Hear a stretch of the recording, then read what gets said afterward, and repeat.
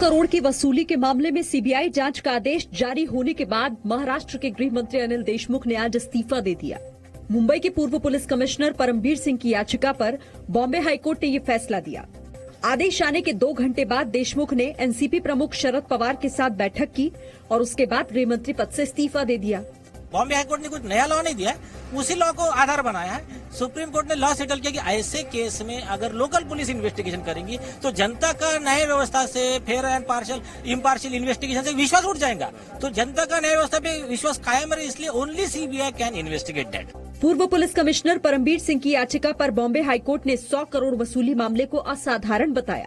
High court ने आदेश में कहा, अनिल देशमुख पर आरोप गंभीर हैं, पुलिस जांच जरूरी है। अनिल देशमुख गृह मंत्री हैं, जांच पुलिस नहीं कर सकती। प्राथमिक और निष्पक्ष जांच के लिए सीबीआई की जरूरत है। हाईकोर्ट ने सीबीआई को 15 दिन में शुरुआती जांच रिपोर्ट सौंपने को कहा है। सीबीआई की टीम कल मुंबई पहुंचकर मामले की जांच शुरू करेगी।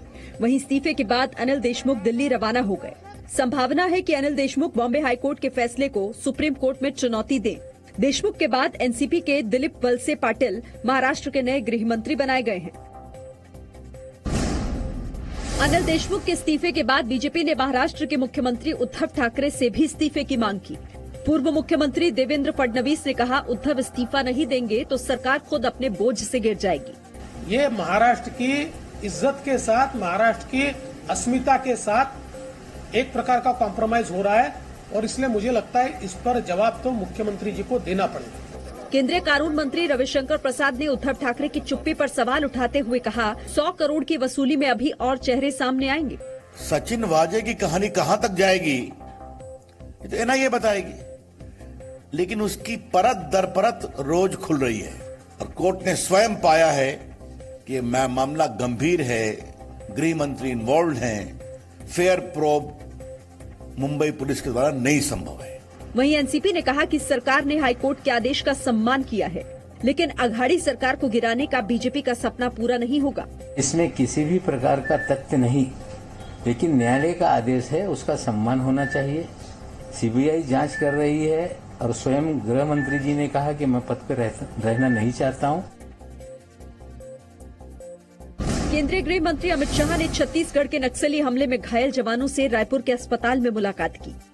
इससे पहले उन्होंने नक्सली हमले में शहीद हुए 22 जवानों को श्रद्धांजलि देते हुए कहा कि नक्सलियों के खिलाफ मौजूदा लड़ाई को सरकार आखिरी अंजाम तक पहुंचाएगी। उन्होंने अपने जीवन का सर्वस्व त्यागा है, बलिदान दिया है। उनके सर्वोच्च बलिदान को ये देश कभी भुला नहीं सकता। भारत सरकार पर, छत्तीसगढ़ सरकार पर भरोसा रखना, आपके साथियों का बलिदान व्यर्थ नहीं जाएगा।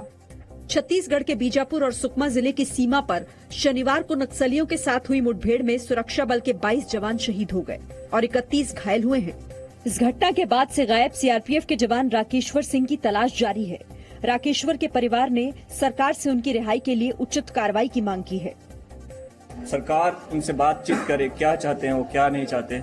अगर वो जवान देश के लिए, तब देश भी उसके लिए होना चाहिए। अगर वो जवान सीआरपी के लिए है, वो सीआरपीएफ के लिए लड़ने गया, तो देश भी उसके लिए लड़ना चाहिए। छत्तीसगढ़ में नक्सली हमले को लेकर राजनीति भी शुरू हो गई है। जहां केंद्रीय गृह मंत्री अमित शाह सुरक्षा बलों के साथ मिलकर हालात का जायजा ले रहे थे, वहीं वायनाड से कांग्रेस सांसद राहुल गांधी ने सुरक्षा बलों के प्लानिंग पर ही सवाल खड़े कर दिए। राहुल ने एक ट्वीट में लिखा, अगर इंटेलिजेंस फेल नहीं था तो एक के बदले एक मौत कैसे? नक्सलियों के खिलाफ ऑपरेशन खराब तैयारी से किया, इसका मतलब प्लानिंग खराब की गई थी। हमारे जवान तोपों का चारा नहीं, जिन्हें शहीद होने भेज दें। वहीं जम्मू कश्मीर के पूर्व डीजीपी एसपी वैद्य ने राहुल गांधी की आलोचना करते हुए कहा कि सुरक्षा बलों की शहादत पर इस तरह की राजनीति नहीं होनी चाहिए। मेरा ऑब्जेक्शन इस बात का है कि आप ऑपरेशन पर सवाल उठा रहे हैं। ऐसे कमेंट से उनके मोराल पर असर पड़ता है। बाकी आप अपोजिशन का काम है गवर्नमेंट पे सवाल उठाना। आप पॉलिटिकल जुगलबंदी करें आपस में, हमें उससे कोई ऑब्जेक्शन नहीं है। पश्चिम बंगाल और असम समेत देश के 5 राज्यों की 475 विधानसभा सीटों पर कल वोट डाले जाएंगे। पश्चिम बंगाल और असम में कल तीसरे चरण में 31 और 40 सीटों पर वोटिंग होगी। तमिलनाडु, केरल और पुदुचेरी में एक ही चरण में सभी सीटों पर वोट डाले जाएंगे। तमिलनाडु की 234 सीट, केरल की 140 सीट और पुदुचेरी की 30 सीटों पर कल वोट डाले जाएंगे। आज से बंगाल में चौथे चरण के लिए भी प्रचार अभियान तेज हो गया। ममता बनर्जी ने आरामबाग समेत कई जगहों पर चुनाव प्रचार किया। ममता ने पूछा कि क्या प्रधानमंत्री भगवान हैं, जो चुनाव के नतीजे उन्हें पहले से पता हैं। बीजेपी अध्यक्ष जेपी नड्डा ने टॉलीगंज में रोड शो किया। जी न्यूज से खास बातचीत में उन्होंने ममता बनर्जी को जवाब दिया। उन्होंने कहा कि जनता का मूड जानने के लिए भगवान बनने की जरूरत नहीं है। जनता की आवाज तो सामने, इसके लिए महामानव होने की जरूरत नहीं है, इसके लिए भगवान होने की जरूरत नहीं है।